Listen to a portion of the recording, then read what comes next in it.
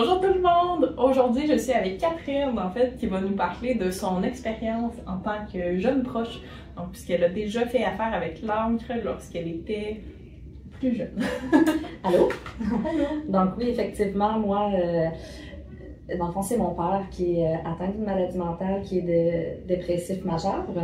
Puis, à l'âge de 7 ans, je dirais environ, donc ma mère avait utilisé les services de l'encre. Puis moi et ma sœur, deux de mes sœurs, en fait, on a participé aussi au programme jeunesse qu'il y avait à l'époque et qui est de retour, en fait. Une excellente nouvelle. Moi, en fait, c'est ça, j'ai participé à l'encre, ce qui m'a permis de vraiment savoir un peu, démystifier qu'est-ce que la maladie mentale. Puis c'était vraiment enrichissant comme expérience. Ou qu'est-ce que ça t'a apporté, en fait, d'aller consulter en bas âge? Ben, c'est sûr que ça nous permet, en fait, de sortir de la maison, de rencontrer d'autres jeunes qui vivent sensiblement la même chose que nous, que moi et mes sœurs. Donc, on se dit qu'on n'est pas toute seule à vivre des choses difficiles à la maison. Puis, avec l'encre, on faisait plusieurs activités, pas juste de parler aussi de qu'est-ce que la santé mentale, puis c'était pas tout le temps lourd dans l'explication. On avait vraiment des activités avec les autres jeunes, puis ça nous permettait juste de changer les idées aussi, puis de voir que on n'est pas tout le temps à la maison dans un climat plus difficile, parce que oui, il y a des journées que c'est plus difficile quand on vit avec une personne atteinte de maladie mentale. Donc, ça m'a vraiment justement outillée aussi, parce qu'en grandissant, j'ai quand même été dans l'encre peut-être 4 ans environ, de 7 à 11 ans environ. Fait que c'est sûr qu'il y a eu un cheminement aussi là, qui m'a permis de pouvoir mettre ça aussi dans la vie de tous les jours. Puis en grandissant, en devenant adolescente, on sait que quand on est dans le monde des adolescents, c'est pas toujours facile. Fait qu'au moins, en ayant eu ça en bas âge, je partais déjà quand même avec une bonne base. Avec une bonne base, exactement. Fait que ça a été vraiment bénéfique. Est-ce qu'il y a des choses que tu as trouvées plus dures, en fait, d'entendre à l'encre, d'avoir comme truc, conseil, peu importe, puis ensuite de ramener ça et d'implémenter ça à la maison? Vite comme ça, non. Parce que c'est sûr que quand t'es enfant, tu sais, oui, il nous faisait comprendre des choses, mais que des fois, je réalisais peut-être plus tard. Tu sais, dans une petite tête d'enfant, ce que tu peux entendre, ou même s'ils mettent des mots sur ce que tu vis, sur ta situation, on comprend pas nécessairement toujours. Fait que non, tu sais, je me rappelle pas avoir été troublée, mettons, par quelque chose. Là, tu me parles justement que tu as été à l'encre pendant 4 ans, donc tu sais, j'en comprends que tu as été là un bout de temps, donc tu as dû trouver ça aidant, mais est-ce qu'il y a quelque chose sur quoi tu peux mettre un peu plus précisément le doigt, que tu t'es rendu compte, hey, ça m'a vraiment aidé, ou ça a vraiment fait une différence dans mon parcours? Là?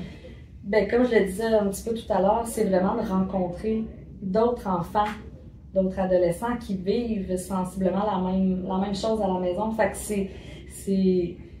tu te dis, je suis pas toute seule. Puis c'est pas juste dans ma famille, c'est pas juste mon père, c'est pas juste avec mes sœurs que je vis ça, mais il y en a plus qu'on pense. Malheureusement, puis c'est encore beaucoup trop tabou. Oui. Est-ce que toi, justement, que ça soit autant tabou, là c'est sûr que tu nous as dit que ta mère consultait déjà avant que toi et tes sœurs commenciez, mais est-ce que c'était un petit peu un tabou que tu avais toi-même, de comme, oups, mon père va moins bien, mais il faut pas trop en parler, ou tu étais très ouverte à ça? Ben, plus jeune, vraiment dans la petite enfance, 7 à 11 ans, c'est sûr que je me souviens une fois que l'intervenante allait me chercher après l'école. Puis on allait faire une petite activité, puis à un moment donné, j'avais été à un endroit où il y avait plusieurs professeurs. Puis le lendemain, la professeure m'a demandé j'étais avec qui, puis pourquoi. Puis là, ça m'avait comme gênée, tu sais, je savais pas trop quoi répondre. Mais en vieillissant, non, j'avais plus de difficulté là, à en parler, parce que justement, je voulais en parler pour que les préjugés tombent. Puis que, tu sais, non, mon père, c'est pas juste parce qu'il n'y a pas de motivation, puis qu'il s'aide pas, c'est vraiment un problème. Puis, tu sais, je voulais justement en parler pour essayer que les gens de mon entourage, puis même plus élargi, comprennent un peu plus c'est quoi. Oui. Justement, toute cette compréhension-là, tu sais, toi, est-ce que tu le comprenais quand même bien, justement, le trouble de santé mentale de ton père avant de consulter, ou c'est vraiment... Non, c'était vraiment comme plus avec l'angle parce que j'étais jeune aussi. Donc, c'est pas trop évident. Tu sais que ton père est malade, mais pas plus. Puis, mais c'est sûr qu'avec l'encre, oui, là, ça m'a aidé. Puis en vieillissant aussi, puis on est une famille vraiment unie, vraiment proche. Le tabou a quand même tombé. Ben, je veux dire, a tombé. Je pense que dans notre famille, là, mes sœurs, ma mère, ça n'a jamais vraiment été là. Puis c'est ça, en vieillissant, on est capable d'en parler. Puis c'est vraiment le fun de pouvoir en parler ouvertement là, avec mon père aussi. Là. Tantôt, j'en comprends que justement, la discussion semblait vraiment ouverte, mais mon père, lui, voyait ça comment que vous alliez consulter. Est-ce que c'est de quoi que lui-même était content ou est-ce que c'était discuté? C'est vraiment une bonne question parce que je me souviens pas d'en avoir discuté, mettons, quand j'étais plus jeune avec mon père. Mais je pense que oui, puis lui aussi, ça lui faisait du bien. Que je pense de savoir qu'on était aussi outillés là, là-dedans. Je pense vraiment que, tu sais, il était pas contre ou il était pas fermé à ça. Là, même aujourd'hui, quand je lui ai dit que je venais faire les livres humains pour la bibliothèque, je lui explique un peu le concept, puis je lui ai demandé, en fait, sa permission, là, tu sais, si je peux dire. Puis il m'a même dit, ils ont-tu besoin de quelqu'un, tu sais, je pourrais y aller. Fait que, tu sais, il est vraiment ouvert aussi là-dedans, ben, en tout cas avec ses enfants, là. Oh wow! Mais c'est super, je trouve, de voir ça. Puis qu'il se propose, lui aussi, de devenir comme livre humain. Tu sais, je sais pas si il est à l'aise d'en parler ouvertement avec tout le monde, mais je sais que, tu sais, avec sa famille, là, sa conjointe, ma mère, en fait, puis nous, les 4 filles, tu sais, on est à l'aise d'en parler. Catherine, en fait, qui a gentiment accepté de participer avec nous à l'événement pour les 10 ans de la Bibliothèque de Montmagny, donc à l'événement de Bibliothèque vivante. Donc, Catherine a été un de nos livres humains. Est-ce que tu peux nous parler un petit peu aujourd'hui de ton expérience en tant que livre humain à la bibliothèque? Certainement. En fait, on m'a contacté pour savoir si je voulais participer là, à l'événement. J'ai dit oui. Quelques jours plus tard, j'ai dit « Ah non, j'ai vraiment dit oui! » Parce que, tu sais, clairement, je savais que ça allait me sortir de ma zone de confort, mais je savais aussi que ça allait être une expérience enrichissante. Puis aujourd'hui, effectivement, là, j'ai pu faire un livre humain avec une dame qui m'a vraiment, autant que moi, je partageais ma situation, mais qu'elle, à son tour, s'est ouverte. Puis vraiment, ça a été de belles échanges. Puis c'est vraiment enrichissant là, de pouvoir partager là, des choses justement là, sur la santé mentale là, avec d'autres personnes. Comment tu as trouvé ça un peu, cette idée-là, ou le fait justement de te dévoiler, de parler librement, ouvertement de ta situation à quelqu'un aujourd'hui? C'est sûr que pour ma part, en fait, de parler de ma situation, d'être enfant d'un parent qui est atteint de maladie mentale, je suis quand même très ouverte de parler de ce sujet. Mais là, de faire du 1 à 1 et d'avoir l'attention sur moi, c'est sûr que c'était intimidant un petit peu, mais ça s'est super bien passé. Puis vraiment, c'était une belle expérience. Si c'était à recommencer, je le ferais. Justement, il a fait une dépression majeure, de ce que j'en comprends. Est-ce que c'est quelque chose avec lequel vous avez dû repasser au travers? Parce que une dépression majeure, ça dure quand même un certain temps, mais parfois quelqu'un peut justement se rétablir, ressortir. Est-ce qu'il a vécu plusieurs dépressions? Avez-vous eu... En fait, son diagnostic qui est tombé en 1992, puis moi je suis née en 1993, donc c'était comme récent. Fait que c'est certain que de ma petite enfance, c'est plus vague. Mais tu sais, ça l'a comme toujours resté, en fait. Là. C'est sûr que c'est des hauts, des bas, surtout à l'automne, ou des fois, c'est des petits éléments déclencheurs qui viennent comme... Mais c'est sûr qu'il va s'être battu, en fait, toute sa vie contre cette maladie-là. Là. Ouais. Oui, il y a des moments que ça va mieux, qui est plus en forme, mais ça reste toujours quelqu'un de fragile. C'est ça, la fragilité ou le risque de recommencer, de retomber en dépression majeure est tout le temps présent. Entre ta jeune enfance, au début de l'adolescence, tu avais consulté pour ça, puis après ça, en tant que jeune adulte, quand tu vivais encore chez tes parents, est-ce que tu avais une vision différente des dépressions de ton père? Ben, c'est sûr que ça change avec le temps. Justement, quand tu vieillis, tes perceptions changent. Puis moi, j'ai dû moi-même aller consulter. En fait, quand que j'ai accouché mon deuxième petit garçon, ça a été vraiment difficile. Puis je me souviens que mes soeurs m'ont dit, là, tu sais, j'ai pas eu de diagnostic de dépression, mais tu sais, là, c'était un moment de ma vie que c'était difficile. Puis oui, ça remet en question parce que tu penses à, est-ce que je vais avoir le même diagnostic que mon père? Est-ce que je vais être capable de m'en sortir? Est-ce que je vais vraiment toucher le fond aussi bas, tu sais? Fait que oui, les perceptions changent avec le temps, mais puis tu sais, moi, j'ai étudié pour être éducatrice à l'enfance, puis en fait, là, depuis 2 ans, là, je travaille comme intervenante sociale, puis auprès des familles, puis c'est vraiment, tu sais, quand on dit que tu es sur ton X, là, parce que c'est moi, en ayant vécu ça, puis en sachant que oui, on peut s'en sortir, que c'est pas toujours facile, mais qu'il y a des solutions, puis quand on est bien entouré, fait que j'ai comme l'impression que je redois quelque chose aux gens qui ont plus de difficultés, là, niveau là, de santé mentale. Oui. C'est vraiment, je trouve, une belle mission, une belle manière justement de décider d'aller dans ce domaine-là, vers ça, en voulant justement redonner un peu ce que toi tu as réussi à avoir quand tu étais plus jeune. Tu sais, toi, justement, en parler, est-ce que c'est quelque chose que tu as tendance à parler ouvertement aussi dans ta vie, ou là, c'est parce qu'on t'a un petit peu mis sous le spotlight pour te permettre d'en parler? Non, c'est quelque chose que je suis rendue à l'aise de parler. Puis, étant donné que j'ai utilisé, là, quand j'étais plus jeune, les services de langue, c'est sûr que ça m'a donné des bonnes bases pour comprendre qu'est-ce que c'était la maladie mentale, qu'est-ce que ça impliquait. Puis, moi, dans ma famille, on est une famille vraiment unie, donc ça n'a jamais été un sujet tabou. Puis oui, j'aime en parler parce que je veux que les gens sachent que ça existe, puis beaucoup plus qu'on le pense, puis il faut que ça arrête d'être un sujet tabou. Mm-hmm.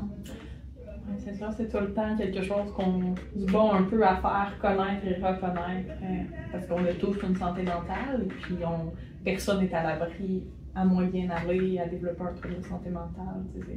C'est toutes des choses qui sont possibles et beaucoup plus communes. Non, personne n'est à l'abri. Exact. C'est sûr que ça fait quand même longtemps que tu as consulté pour la première fois. Donc, peut-être que tu t'en souviens pas du tout, mais est-ce que tu te souviens si tu avais justement des réticences ou des propres stéréotypes toi-même au fait de consulter? Ben, j'étais quand même jeune, mais j'étais gênée beaucoup, oui. Même si les intervenantes étaient vraiment merveilleuses, c'est sûr que je devais parler de moi, de ce que je vivais à la maison. Donc, c'est certain que c'est pas tout le temps évident de parler de soi puis de parler de ce qu'on vit. En jasant, tu m'as nommé que la personne avec qui tu avais fait le livre humain t'a demandé en fait si t'en voulais à ton père. Donc, est-ce que tu veux nous en parler de ça? Certainement. En fait, comme j'ai répondu à la dame, je lui ai dit que c'est pas à mon père que j'en voulais, mais à la maladie. Mm-hmm. Quand tu as 7 ans, dans ta petite tête d'enfant, puis que tu vois les parents des autres ou comment que leur vie sont, tu te demandes pourquoi toi, c'est pourquoi c'est à ton père que ça l'arrive. Puis, j'ai dit aussi à la dame, même malgré tous les préjugés qu'il peut y avoir, que ce soit, ceux qui ont une maladie mentale sont faibles, ou on les connaît tous les préjugés. Moi, j'ai répondu à la dame, j'en veux pas à mon père, puis au contraire, mon père, c'est l'homme le plus courageux que je connaisse, là. Puis il m'a tellement, malgré tous les hauts, les bas, il m'a appris c'est quoi être persévérant, être courageux, être fort. Fait non, j'en veux pas à mon père. Mm-hmm. C'est une magnifique réponse. Puis je trouve tellement que tu viens toucher à plein d'éléments qu'on voit que quelqu'un d'extérieur à la situation, donc qui se trouve pas justement à avoir un proche ou un membre de sa famille qui a un trouble de santé mentale, souvent on peut se dire « Ah ben, justement, est-ce que tu vas y en vouloir? Est-ce que tu vas être fâché contre? Mon Dieu, mais ça doit être plus difficile à vivre. » Puis oui, c'est difficile à vivre. Oui, il y a des obstacles, oui, il y a des embûches. Mais souvent, ce qu'on voit le plus, c'est l'entourage. Mais ils l'aiment d'amour, leurs proches. Puis souvent, c'est pas l'entourage qui va avoir justement tous ces stéréotypes-là, ces idées préconçues-là, parce qu'ils peuvent vivre au quotidien avec cette personne-là. Donc bon, te rendre compte de comme, ben non, il fait pas exprès, non, c'est pas de sa faute, non, oui, il veut s'aider, il veut plus. C'est sûr qu'il y a des journées qui sont plus difficiles que d'autres, ou même des périodes qui sont plus difficiles que d'autres, mais au final, je sais que mon père, s'il avait eu à choisir à pas avoir de maladie mentale, il l'aurait pas eu. Mais c'est ça, les idées des gens sont parfois sont arrêtées, puis c'est ça, faut démystifier tout ça, puis rendre ça plus connu, plus accessible. Tu nommes que justement t'en veux pas à ton père, mais moi je voudrais juste aller plus loin, t'en as-tu déjà voulu à ton père? Parce que des fois, grandir là-dedans, justement comme tu l'as nommé, il y a des journées qui sont plus difficiles, il y a des journées qui se passent mieux, qu'on comprend mieux, mais il y a d'autres journées où, soi-même en tant que proche, mais on peut vivre nos propres difficultés et là, peut-être tomber fâché. Donc, est-ce que ça t'est déjà arrivé dans ton parcours d'en vouloir à ton père? Peut-être quand j'étais plus petite, justement, comme je le disais tantôt, des fois tu vois tes amis que leur père est donc bien cool, ils jouent avec eux, ils sortent partout. C'est peut-être à ce niveau-là, mais encore là, peut-être qu'au moment où j'étais jeune, j'y en voulais, mais en grandissant, c'est pas à lui que j'en voulais en fait. C'était à la situation, c'était à la maladie, c'est plus ça en fait. Ouais. Puis en fait, ça fait plusieurs fois en fait que tu nous parles de ton parcours un peu, mais j'aimerais ça juste t'entendre sur comment est-ce que tu vivais ça au quotidien en fait, le fait d'avoir un père qui avait une dépression majeure. C'est certain que quand il était dans ces périodes que c'était plus difficile, c'était souvent de marcher un peu sur des œufs en fait, parce que tu voulais pas augmenter sa mauvaise humeur. Donc, c'était un peu une retenue, des fois, ben là, je vais faire attention à ce que je dis, je vais faire attention à ce que je fais, ou là, je sais que ça ne tente pas de m'entendre crier, ou tu sais. Fait que c'était souvent de faire attention un peu à comment qu'on agissait. Comment en fait tu nous décrirais ta relation avec ton père? Ou comment était ton lien avec lui? C'est sûr que plus jeune, c'était plus vers ma mère que je me tournais. Mais en vieillissant, puis en ayant des outils justement pour comprendre tout ce qui entoure la maladie mentale, je suis devenue quand même très proche avec mon père, puis je pouvais me confier, puis il me le disait, là, s'il y a quoi que ce soit, tu viens me voir, tu m'en parles. Puis de plus en plus, en fait, que je vieillissais, plus que le lien, il se renforçait. Puis vraiment, aujourd'hui, c'est sûr que c'est encore difficile, puis la maladie, oui, il y a la maladie mentale, mais mon père, il a fait face à plusieurs aussi diagnostics différents sur la santé physique. Donc, c'est tout le temps des hauts, des bas, mais il est toujours présent, puis il est tout le temps là pour moi. Fait que la relation qu'on a est vraiment super, malgré tout. Oui, parce que tout le monde vit des moments, des choses plus difficiles. Là, c'est pas tout le monde qui va nécessairement avoir un diagnostic de santé mentale ou qui peut avoir, mais on a tous des hauts et des bas, donc après ça, nos relations vont continuer quand même à travers ça, puis on peut avoir des super de bons liens. Exactement. Même s'il y avait des journées difficiles, ben, ça change pas la perception que j'ai de lui, puis que je l'aime, puis que je le trouve courageux dans tout ça. Écoute, c'est génial. Merci beaucoup, Catherine, d'avoir accepté de de prendre ce petit moment-là pour nous parler de ton expérience, de ta vie. Ça fait plaisir. Puis je suis vraiment contente que le programme Jeunesse soit de retour à l'encre. Oui. Merci.